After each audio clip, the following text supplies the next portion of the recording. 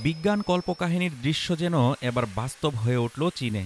Zhejiang বিশ্ববিদ্যালয়ের একদল প্রকৌশলী ও গবেষক সফলভাবে পরীক্ষা করেছেন জেট চালিত ব্যাকপ্যাক, যা মানুষকে আকাশে উড়তে সক্ষম করছে।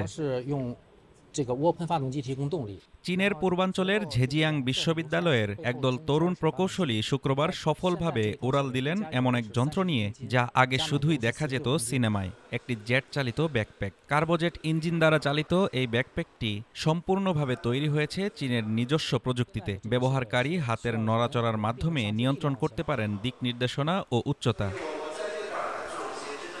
মেকানিক্যাল সিস্টেম ইঞ্জিনিয়ার জিয়াও বোজিং বলেন,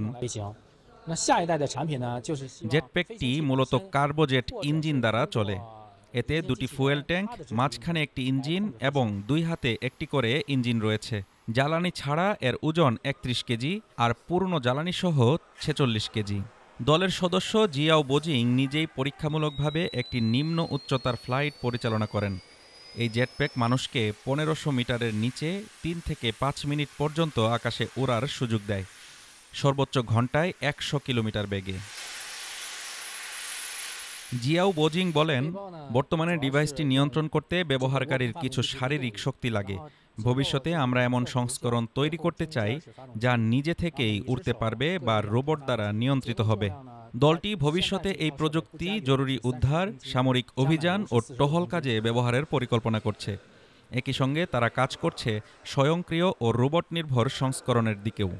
জেটপ্যাকের এই ধারণা নতুন নয়। ১৯১৯ সালে রাশিয়ার আলেকজান্ডার আন্দ্রেয়েভ প্রথম এর নকশা তৈরি করেছিলেন। পরে নাৎসি জার্মানিও চালিয়েছিল এ নিয়ে গবেষণা, যা শেষে যুক্তরাষ্ট্রে পৌঁছে। আর ১৯৬১ সালে ওয়েন্ডেল মুর তৈরি করেন প্রথম কার্যকর জেট চালিত ব্যাকপ্যাক।